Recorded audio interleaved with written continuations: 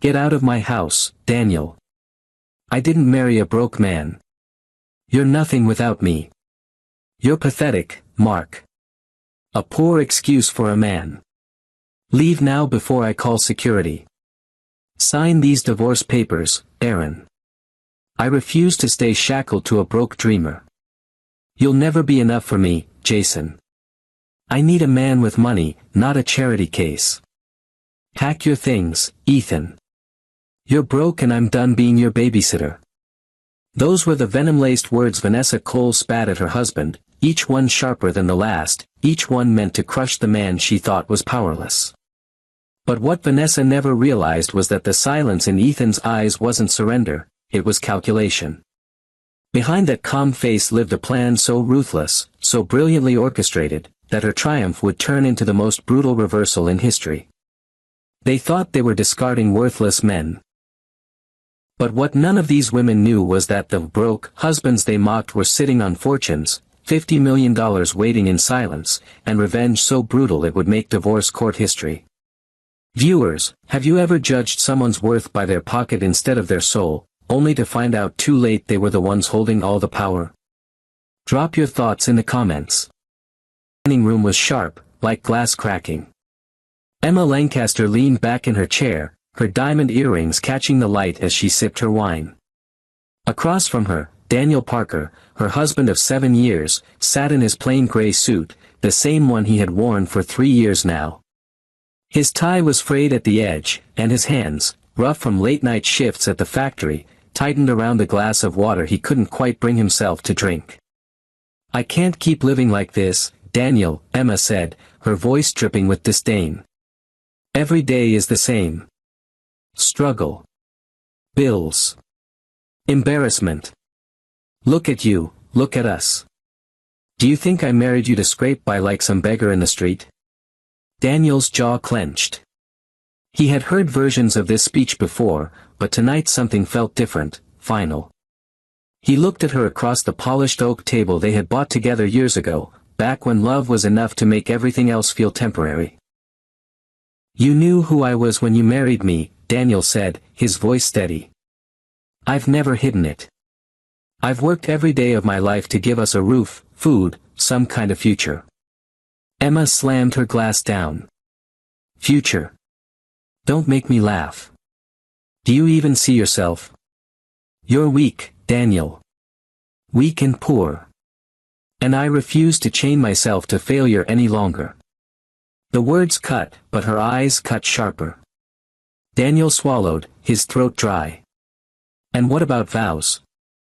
For richer or poorer? Was that all just performance to you? Emma smirked. It was a mistake. You're not a husband, you're a burden. And tonight, I'm done carrying you. Daniel stared at her, studying the hardness in her face, the way her features twisted with contempt.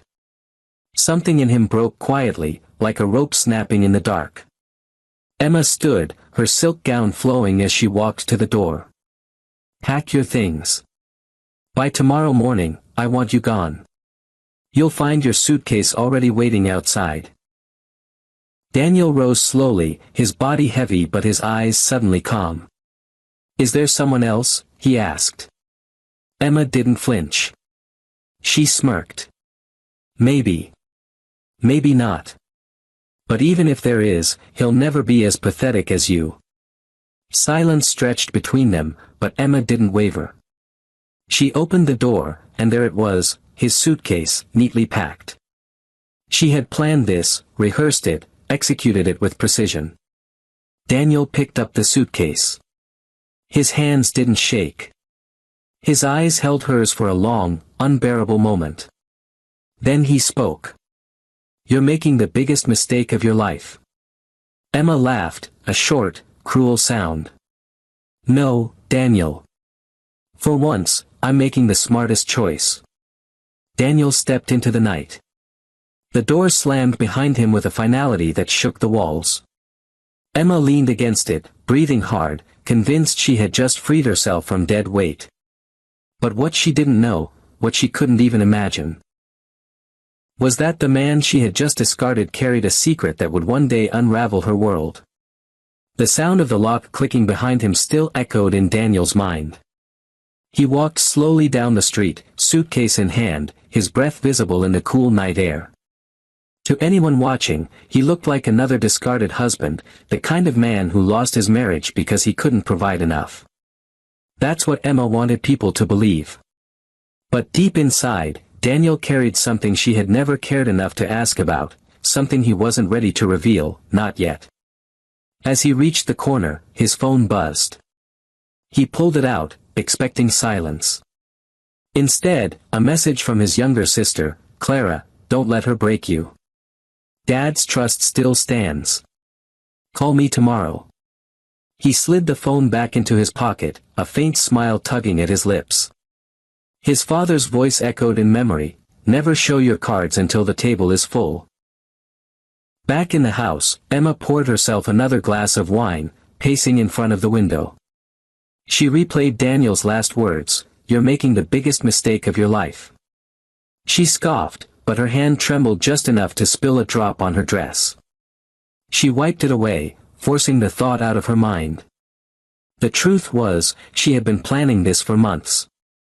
Flashback, Emma sitting in a cafe with her best friend, Lila, whispering over cappuccinos. "You think I'll spend my whole life waiting for Daniel to strike gold? He's never going to be more than what he is.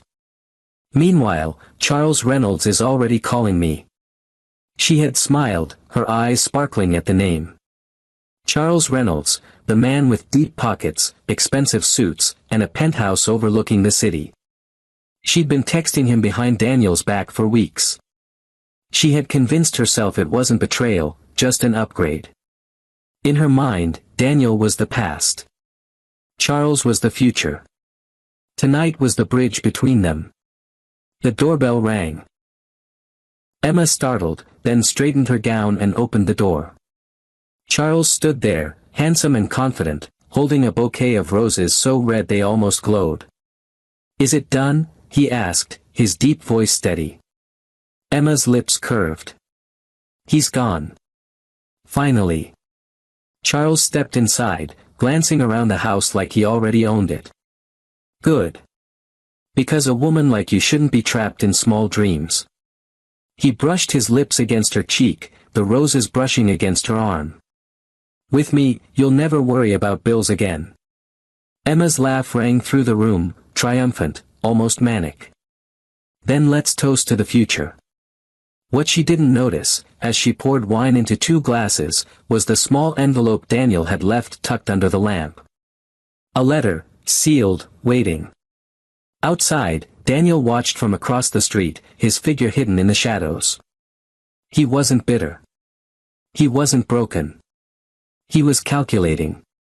His father's words came back again, clear and sharp, "Patience, Daniel. When people show you who they are, don't fight it. Let them bury themselves. And when the time comes, rise." He turned and walked away, his suitcase heavy, but his future heavier with promise. The morning after Daniel's exile, Emma dressed in silk and pearls as if nothing had happened. In her mind, she was already Mrs. Reynolds. She stood before the mirror, rehearsing a smile that hid the ugliness of what she had done. Behind that smile was the flashback she refused to dwell on, the first years with Daniel, when they lived in a 1-bedroom apartment with second-hand furniture, when his laughter used to make her feel like the richest woman alive. She buried the memory like it never mattered. Her phone buzzed.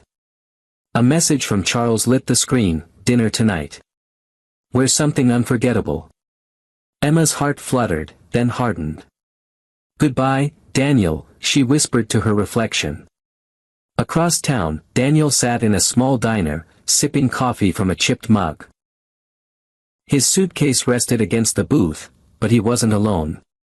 Clara slid into the seat opposite him, her sharp eyes scanning his tired face. "You look calm," she said. "I am," Daniel replied. "You should be furious. She humiliated you." Daniel stirred his coffee slowly, his tone steady. "Anger wastes energy. Patience builds power." Clara leaned closer. "You still haven't told her about the inheritance, have you?" Daniel's lips curved faintly. She never asked. She only saw what she wanted to see, what she thought I lacked. That's her weakness, not mine. A memory stirred. His father on the porch years ago, handing him a sealed envelope. 50 million, Daniel. Yours when the time is right. Don't flaunt it. Don't waste it. And never, ever let the wrong woman know before she's proven herself. Daniel had promised. His father had died believing his son would honor that wisdom. Clara smirked. So what now? Hide forever? No, Daniel said, his voice sharpening. I build. Quietly. I let her think she's won.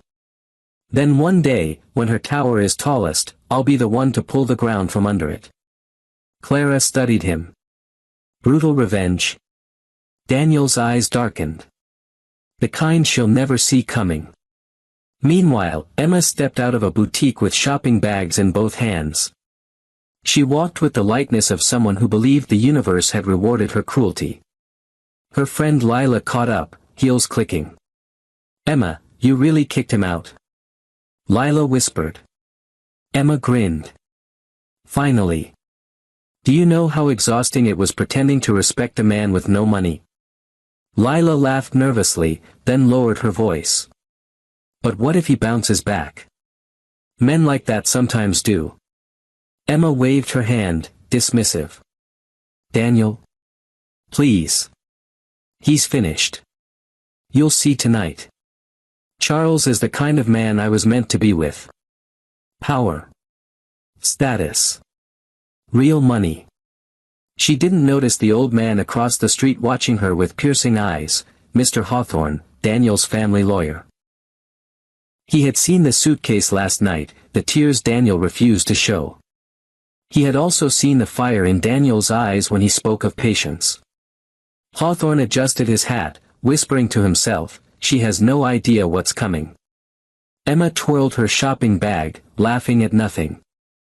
For her, life was about to begin. For Daniel, the game had just started.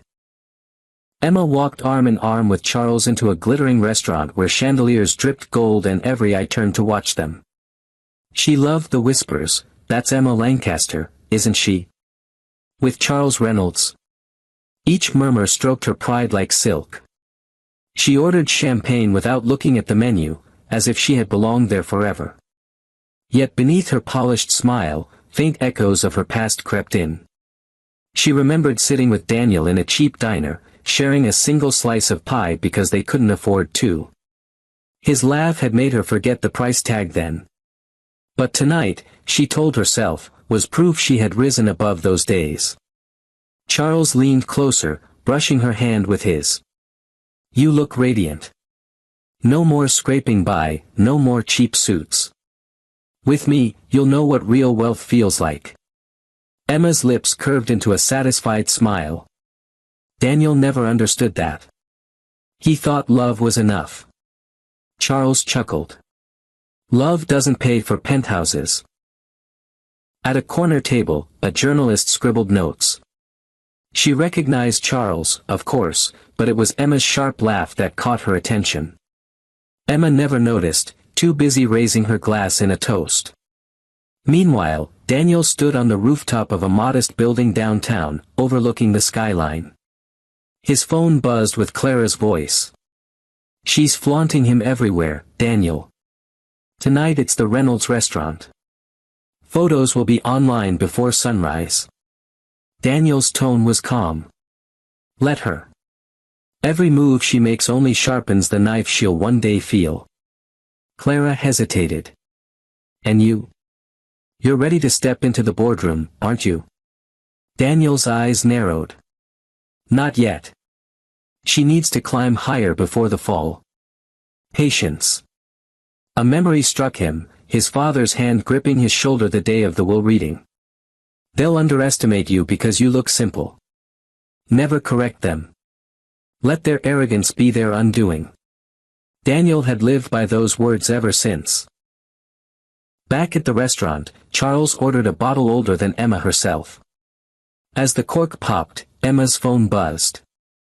Lila's text flashed across the screen, "Be careful. People are saying Daniel's not as broke as you think." Emma's chest tightened, but she quickly laughed it off, showing Charles the screen. "My friend thinks Daniel might have secrets. Can you imagine? Him. Please." Charles smirked. "A man like that has no secrets worth counting." Emma laughed too loudly, dismissing the thought, but for a fleeting second her hand trembled on the stem of her glass. The camera flash from a nearby table froze that moment, her laughter bright, her eyes uncertain. When she and Charles finally left, reporters swarmed. "Emma, what about your husband? Have you left him for Mr. Reynolds?" She waved them off with a coy smile. Some men aren't meant for the spotlight. As the cameras captured her, Daniel stepped into the shadows across the street. He didn't shout, didn't confront. He simply watched as the woman who had once vowed forever to him clung to another man's arm. His silence was louder than any words. And deep down, Emma felt it, though she didn't understand why, like a storm gathering just beyond the horizon. Emma posed for the cameras at a charity gala, her hand draped over Charles's arm, her diamond bracelet catching every flash.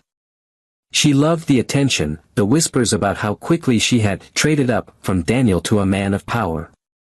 "Smile wider," Charles whispered, squeezing her waist. "They're eating this up." She obeyed, but a flicker of unease crossed her face when a journalist shouted, "Emma, what happened to your husband? Is it true you left him penniless?" She smirked, tossing her hair. Some men weren't built to keep up. Laughter rippled. But behind the laughter, the words stung louder than applause. A small flashback burned, Daniel at their wedding, fumbling his vows nervously, but looking at her like she was his whole world. That gaze had once made her believe. She crushed the memory, pressing closer to Charles, convincing herself this was what she deserved. Across the room, Mr. Hawthorne observed quietly, a glass of water untouched before him. He wasn't here for charity, he was here for reconnaissance. He'd served Daniel's father for decades, drafting every line of the trust that Emma had no clue existed. As he watched her laugh too loudly, he remembered Daniel's father's words, "When arrogance blinds someone, you don't fight it. You let it lead them into a cage they built themselves."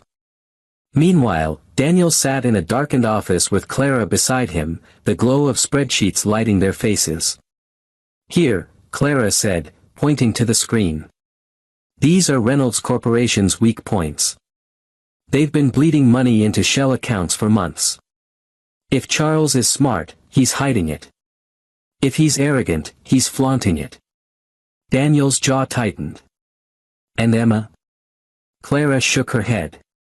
"She's flaunting him, too. She thinks she's sitting on a throne. She doesn't realize it's hollow." Daniel tapped the desk, his voice low. "Then we'll strike the cracks. Quietly. She'll never see the floor vanish until it's too late." A memory drifted, Daniel's father teaching him chess at 12 years old. "The queen thinks she rules the board. But the game always belongs to the player who can see 5 moves ahead." Daniel had learned to sacrifice pawns, to lure opponents into false victories. Tonight, Emma was laughing in Charles's shadow, but Daniel was already moving his first piece. The first move came subtly. Clara slid a folder toward him. "I contacted 2 of Charles's suppliers. Anonymous inquiries. By the end of the month, they'll question his stability." Daniel opened the folder, scanning the letters. His lips curled. Perfect. Let Emma tie herself tighter to a man already sinking. Back at the gala, Emma's phone buzzed. A message from Lila, "Be careful. Reynolds isn't as clean as he looks. People are whispering." Emma rolled her eyes, shoving the phone into her purse. She didn't notice Charles slipping away to make a call, his voice low, tense. On stage, the host called for donations. Emma raised her paddle high, shouting, 50,000. Gasps rippled through the crowd. She basked in it, imagining Daniel somewhere small and bitter, hearing of her triumph. But across town, Daniel signed the first document that would make her donation bounce. Emma's stilettos clicked across the marble of Charles's penthouse as she poured herself a glass of champagne. She felt untouchable, until her phone buzzed. It was the charity board.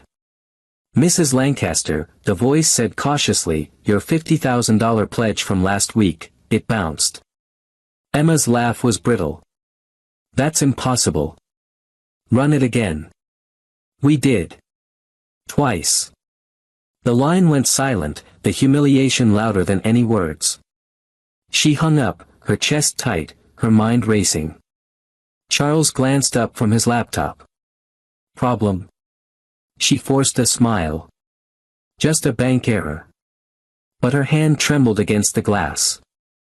Later that night, she sat on the edge of the king-size bed, scrolling through photos of the gala. Her smile looked perfect in the camera lights, but all she saw was Daniel's face superimposed behind it, Daniel warning her, "You're making the biggest mistake of your life." For a second, she wondered if he was somehow behind this. She shook her head violently. No. He's nothing. But he wasn't nothing. At that very moment, Daniel was in Hawthorne's office, signing quiet agreements that froze assets Charles had pretended were stable. Hawthorne slid papers across the desk. "Suppliers are backing away. By next quarter, Reynolds Corporation will look like a house with termites." Daniel studied the signatures, his voice low. "And Emma?" Hawthorne's eyes softened with a trace of pity. "She's welded herself to Charles's downfall. When he collapses, she collapses too." Daniel leaned back, recalling his father's lesson, "The cruelest revenge isn't fire, Daniel. It's silence. Let them laugh at you today, so tomorrow their screams sound louder." At breakfast the next morning, Emma twirled her fork as Charles snapped at his assistant over the phone. "What do you mean the shipment's delayed? Find another supplier." "I don't care how much it costs." He slammed the phone down, his jaw tight. Emma raised a brow. "Trouble?" Charles forced a smile. "Nothing I can't handle." But Emma caught the flicker in his eyes. For the first time, Charles looked less like a savior and more like a man cornered. A memory hit her, Daniel at their kitchen table, his face tired but determined, saying, "Emma, give me time. I can fix this." She had rolled her eyes back then, convinced he was weak.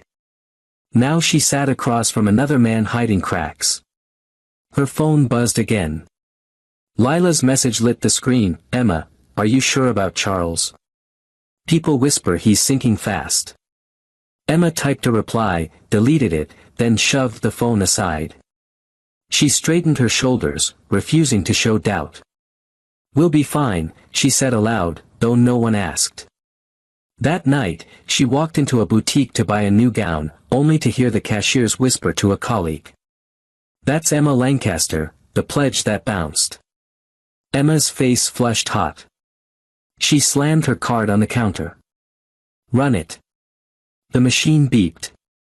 Declined. Emma's throat went dry. For the first time since she kicked Daniel out, she felt the floor shifting beneath her feet.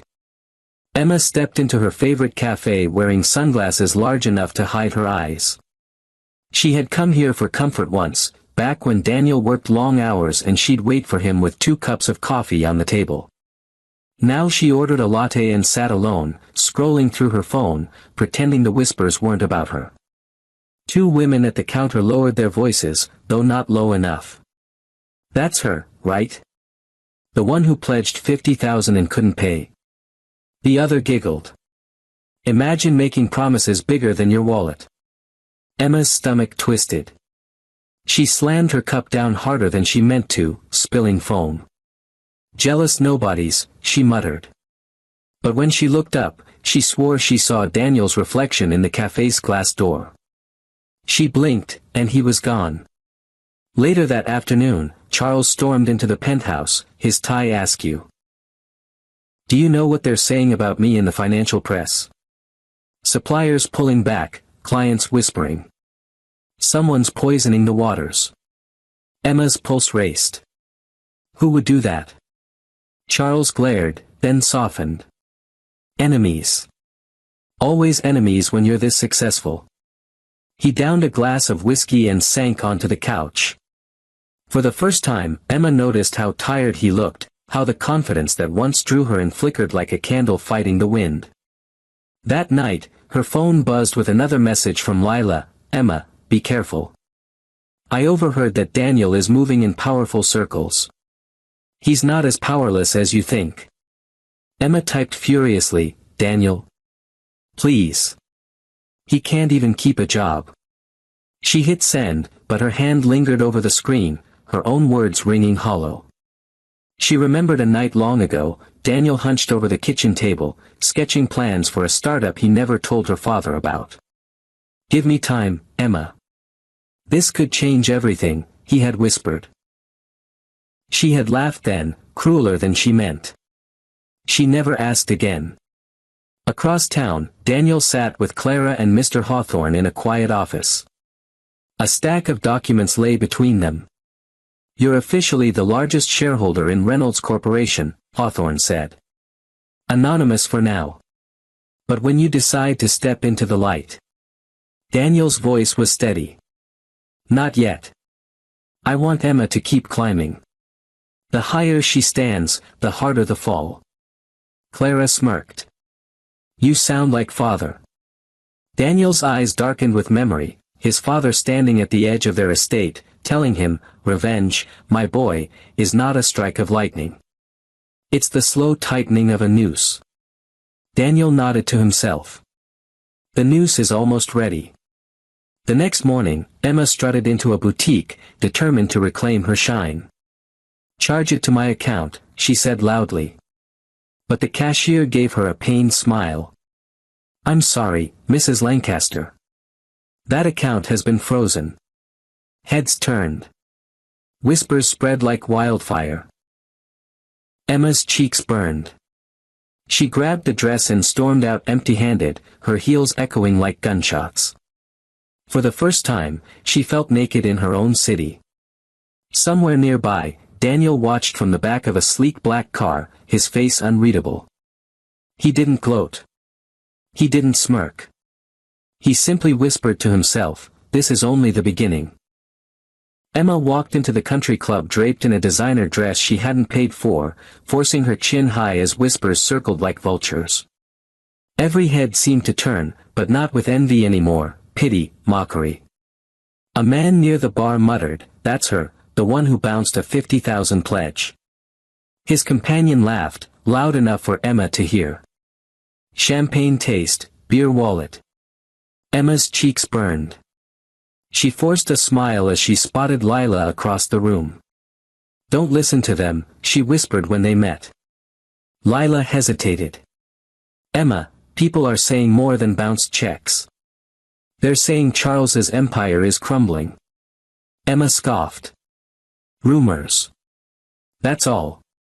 But her hands fidgeted with the stem of her glass, the crack in her confidence widening.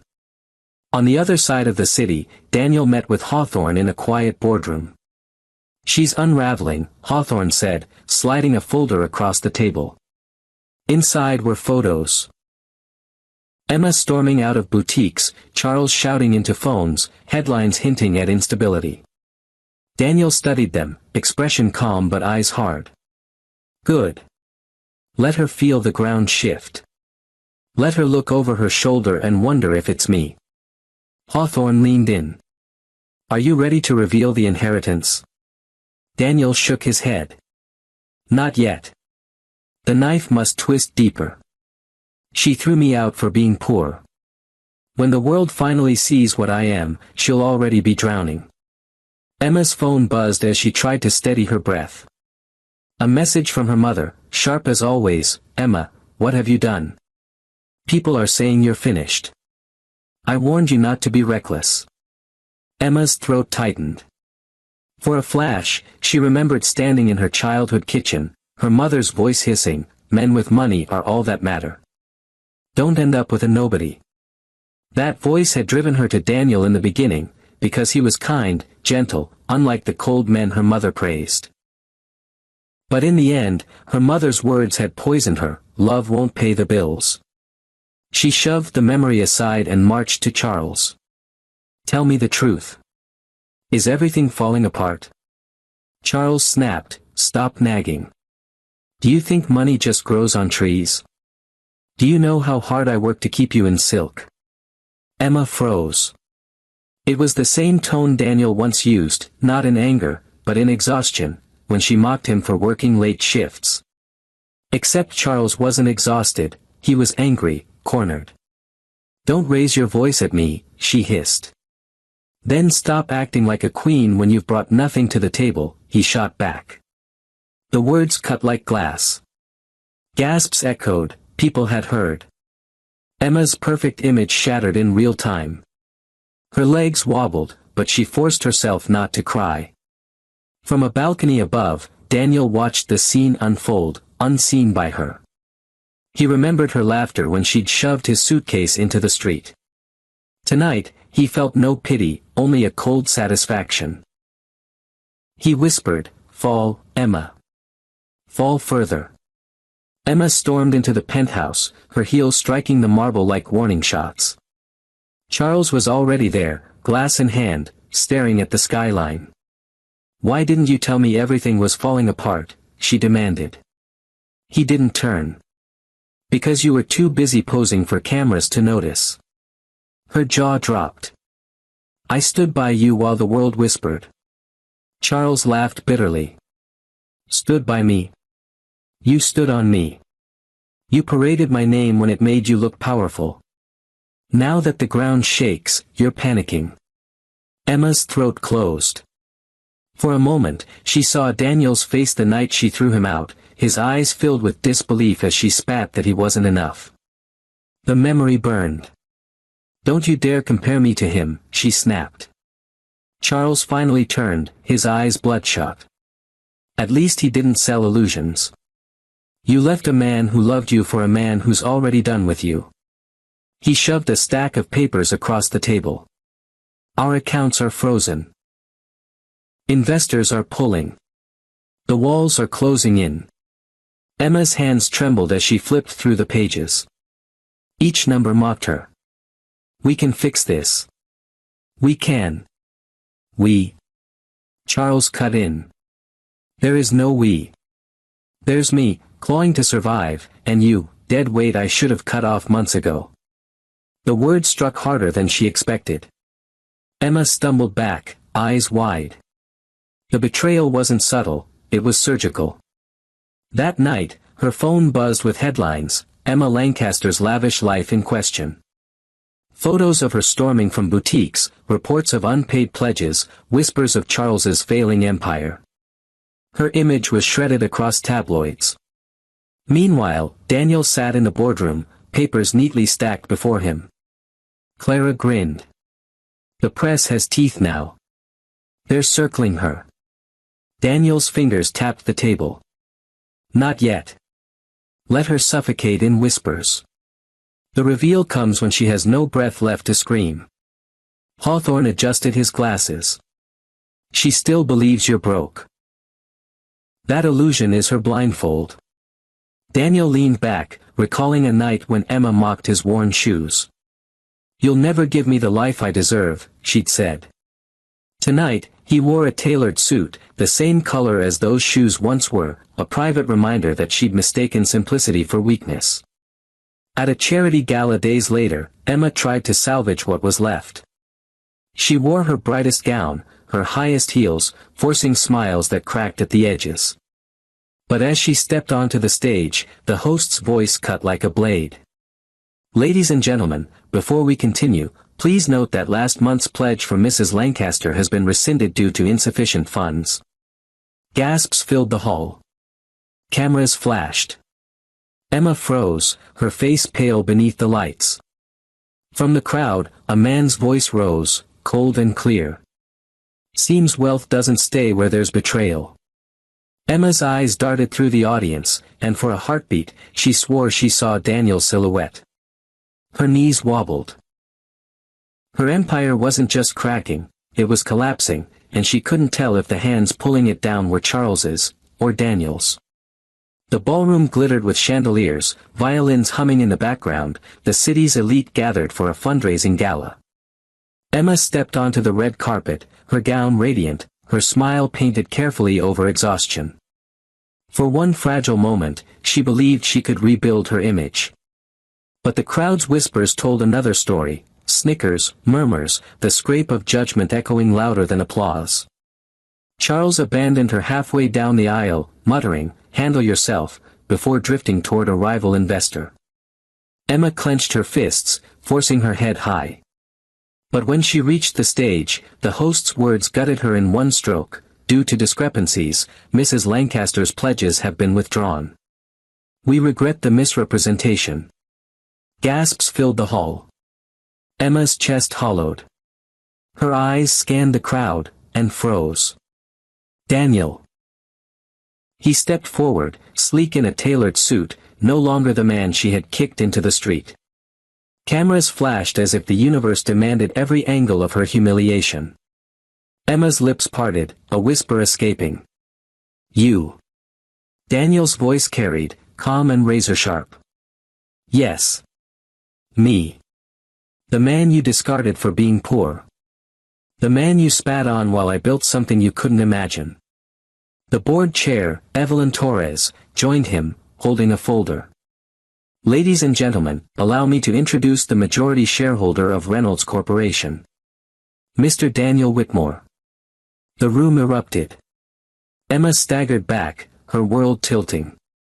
"No, this isn't real. You were nothing." Daniel's jaw tightened, memories slicing through him, Emma's sneer as she shoved his suitcase into the street, her voice hissing, "You'll never give me the life I deserve." Tonight, he gave her the answer. "I inherited $50 million, he said evenly. "A legacy my father secured in a trust. I didn't flaunt it because real wealth doesn't need a parade. While you mocked my shoes, I built empires. While you called me nothing, I was becoming everything you'd beg for." Gasps and murmurs cut the air. Emma trembled. "You lied to me." Daniel's eyes darkened.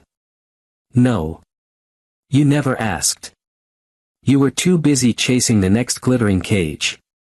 On the screens above, Hawthorne projected Emma's betrayal in black and white, emails to Charles mocking Daniel, laughing about ditching the broke dreamer, promises of loyalty traded for jewelry and status. The crowd's faces twisted from shock to disgust. Charles smirked coldly from the corner. She was useful for a while. But a sinking ship doesn't deserve a captain. He turned his back, abandoning her in plain sight. Emma's knees buckled. Tears blurred her vision. "Daniel, please, not like this. We loved." "Loved?" Daniel's voice cut through her like glass. "You loved money. And tonight, money loves me, not you." The audience applauded, the sound like a gavel sealing her fate. Emma collapsed into a chair, mascara streaking her cheeks, her empire in ashes, her pride shredded. Daniel didn't smile. His revenge wasn't joy, it was justice. He turned to the cameras, voice steady. "Betrayal always comes full circle. And tonight, it has." The hall erupted with thunderous applause. Emma's sobs were drowned out by the sound of her own ruin. The ballroom emptied like a tide pulling back from shore, leaving Emma stranded in its glittering wreckage. Chairs scraped, whispers clung to the air like smoke, and every step someone took away from her felt like another nail sealing her coffin. She stood trembling beneath chandeliers that had once dazzled her, the mascara streaks on her cheeks darker than the velvet drapes.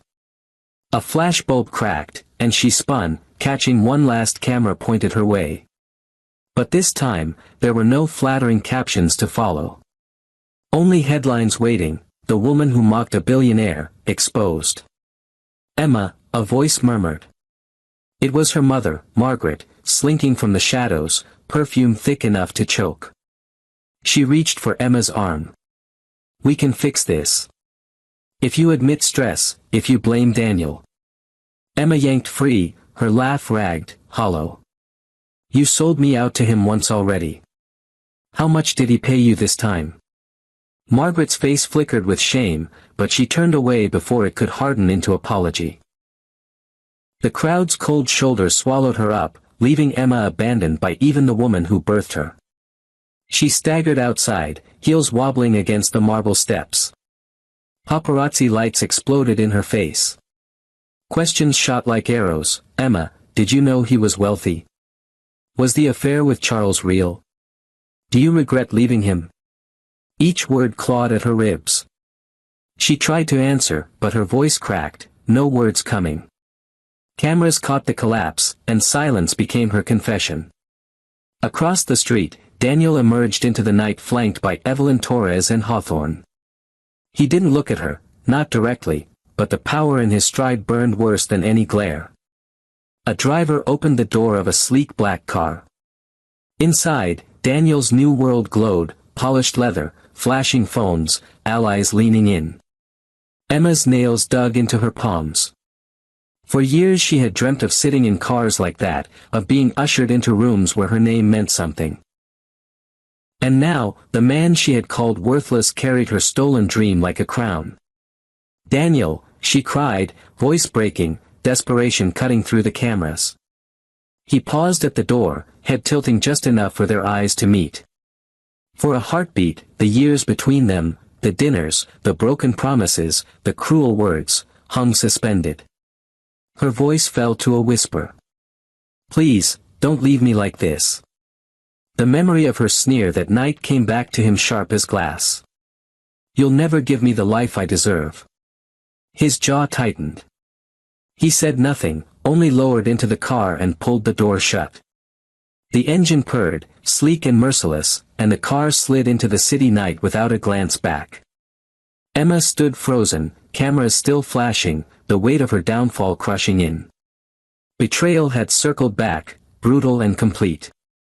The woman who once kicked a man for being poor now found herself begging scraps from the same man, only to be left in the gutter of her own arrogance.